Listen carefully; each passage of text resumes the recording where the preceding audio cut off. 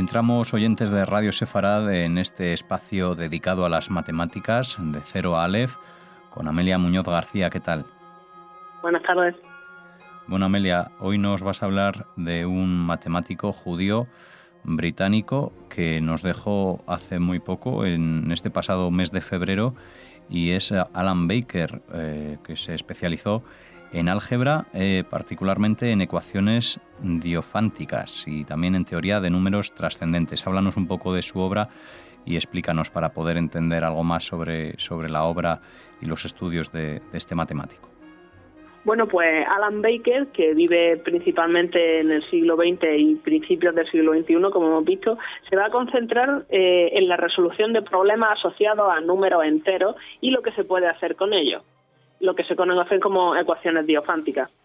Entonces, este hombre nace en 1939 en el seno de una familia judía londinense y bueno, las matemáticas le vienen de familia. Su padre también había sido matemático de Homeing, pero sin embargo no puede seguir con su trabajo porque necesitaba darle de comer a su familia y a veces las matemáticas pues no te dan de comer. Entonces su padre lo deja y sin embargo Alan sí lo retoma y él empieza a estudiar matemáticas ya en el colegio. Se nota que va a ser un alumno brillante y le conceden una beca cuando acaba el instituto en 1957 para poder enrolarse en el University College de Londres, una facultad donde estudia matemáticas.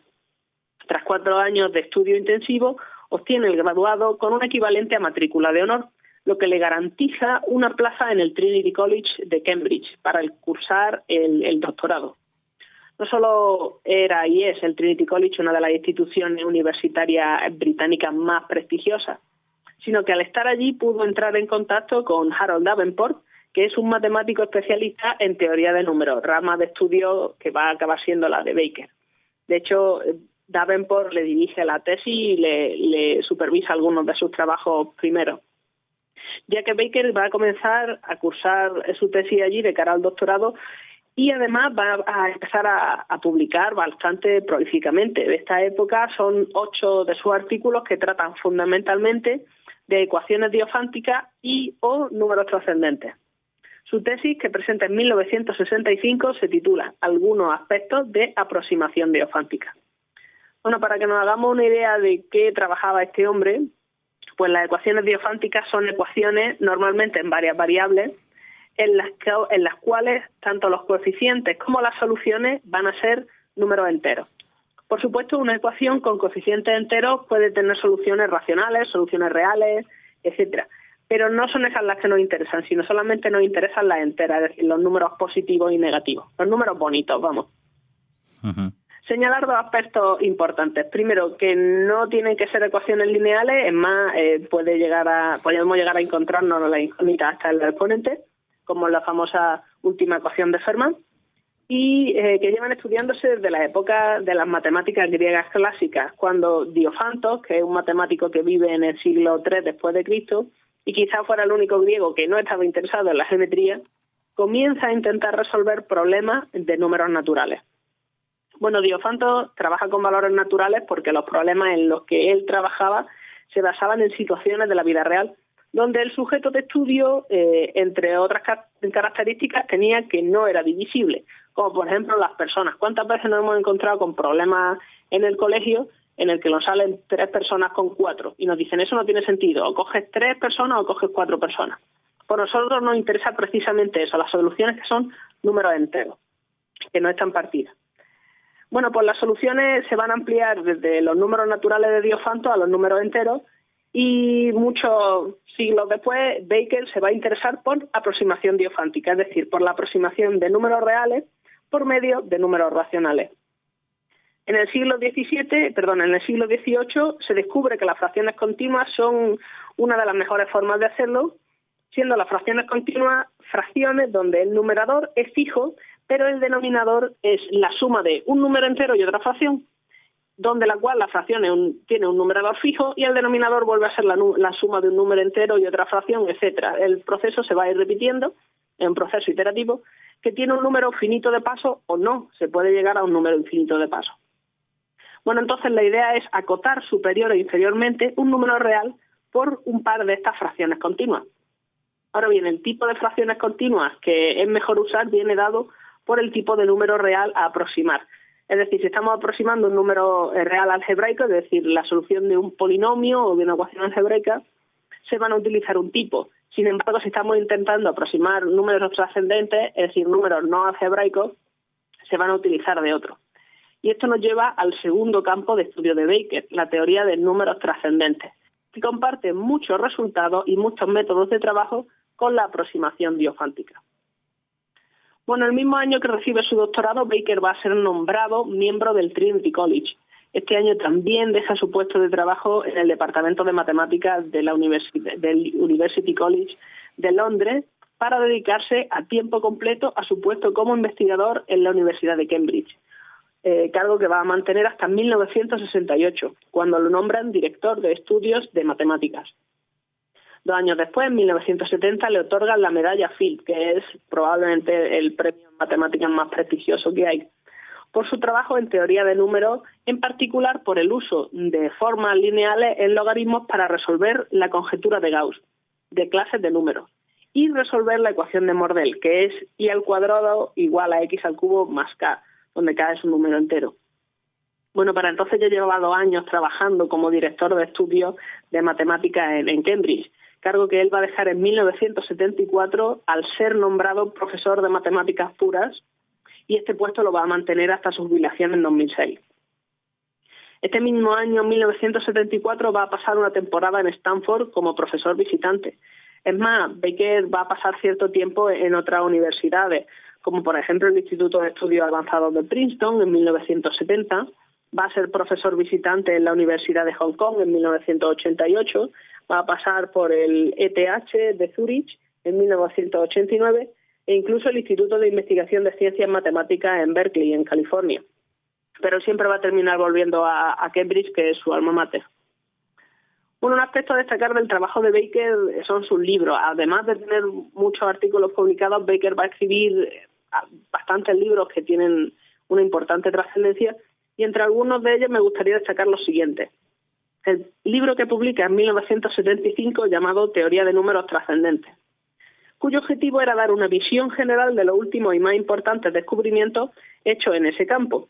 Entre otros, va a recoger los resultados del propio Baker, y el libro es bastante concentrado, en parte por la ausencia de algunas demostraciones, de las más extensas, y en parte por resumir un amplio campo de conocimiento, así como su forma de aplicarlo para resolver problemas de números. Este libro se va a complementar con el volumen de 1977, Teoría de números trascendentes, avances y aplicaciones. Es muy llamativo eso de que se salten las demostraciones, porque en matemáticas, cuando uno hace una lectura de un libro, normalmente viene un resultado importante, y para el siguiente resultado importante hay que pasar por una serie de definiciones y de demostraciones que hacen como pausa entre un gran resultado y otro. Pero si quitas las demostraciones del medio, lo que te quedan son un trabajo muy concentrado que es muy difícil de leer así de golpe. Así que este trabajo en particular, si te lo vas a leer, tienes que tomártelo con calma y con una libreta gigantesca de apuntes al lado. Bueno, otro libro muy destacado de Baker es La concisa introducción a teoría de números, y en efecto es concisa porque tiene unas 50 páginas, y se trata fundamentalmente de un curso introductorio, por lo que no hacen falta muchos conocimientos previos para entender su contenido. Y bueno, en 2007, un año después de su jubilación en Cambridge, él va a publicar otro libro llamado Formas logarítmicas y geometría diofántica, que va a escribir junto con Gilbert Buxton. Y se trata de otro libro de texto orientado a introducir al estudiante en los contenidos sin concentrarse en los aspectos más técnicos ni en pequeños detalles. Para profundizar ya estaban los artículos que tanto Baker como Gilbert habían estado escribiendo al respecto. Bueno, también me interesa destacar otros trabajos, de nuevo escrito con Gilbert, en donde hacía una recopilación de lo que se había conseguido en teoría de números, trascendencia y geometría diofántica, así como los problemas abiertos que había en esta rama concreta. Y es que Baker, como hemos visto, se dedicaba principalmente a resolver problemas. Por ejemplo, el problema de Hilbert número 7, que pregunta si un número del tipo a elevado a b, con a y b algebraico, pueden ser trascendentes. Cierto es que Gelfond y Schneider habían dado soluciones independientes 5 años antes de que naciera Baker. Así que Baker no puede solucionar este problema. Lo que hace es generalizar los resultados, además a lo grande, tanto de Gelfand como de Schneider, a partir de lo cual es capaz de generar una gran cantidad, es decir, una categoría grande de números trascendentes no identificados anteriormente y que además se pueden usar en problemas de diofántica. Bueno, Alan Baker se lo reconoció en vida como el gran matemático que era hasta muy recientemente. Él va a morir, como hemos comentado, el 4 de febrero pasado, y algunos de los honores que recibió, además, fueron, por ejemplo, el premio Adams en 1972. Fue nombrado miembro de organizaciones como la Academia India de la Ciencia de Delhi en 1980, la Academia de la Ciencia en India de Allahabad en 1993, la Academia Europea en 1998 o la Academia Húngara de la Ciencia en 2001. E incluso fue nombrado el miembro de la Real Sociedad de Londres en 1973, que hasta donde yo sé era el reconocimiento que a él le resultaba más interesante. Aunque se jubila en 2006, va a seguir trabajando hasta el final, tal y como testigo en su libro, por ejemplo, el último sale en 2012, el curso coherente de teoría de números.